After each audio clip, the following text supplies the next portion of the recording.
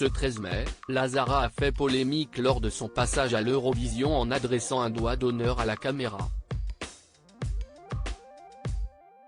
Un geste qui n'est pas passé auprès des internautes, et sur lequel la chanteuse s'est longuement justifiée. Mais ce n'est pas le seul pour lequel elle a dû fournir une explication. Au passage de la Zara samedi soir dans la salle de l'Arena de Liverpool, des milliers de spectateurs dans la salle ont repris avec ferveur le refrain de son titre évidemment. Un bon signe pour l'Hexagone qui attend depuis 47 ans de donner un successeur à Marie-Myriam ? Les doigts croisés dans les salons français n'y auront rien changé. Au terme de la soirée, CIST, la Suédoise Loreen, ultra favorite du concours qui a remporté la victoire pour la deuxième fois de sa carrière avec son titre Tattoo. La Zara ne s'est pas classée dans le carré final ni même dans les 10 derniers. La diva canadienne a terminé 16e sur 26.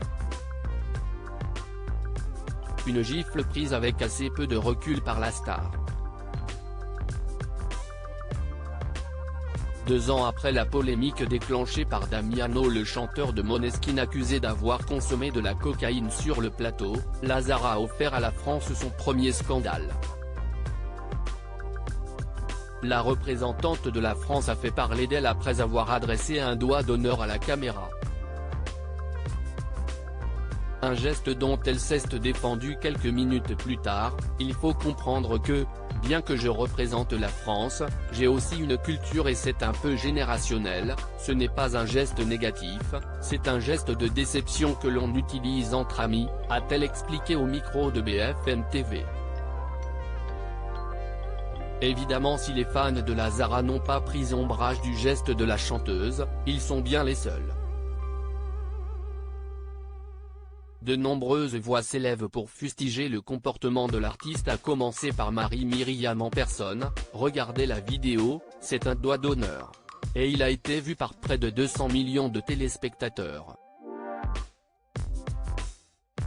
Quelle honte.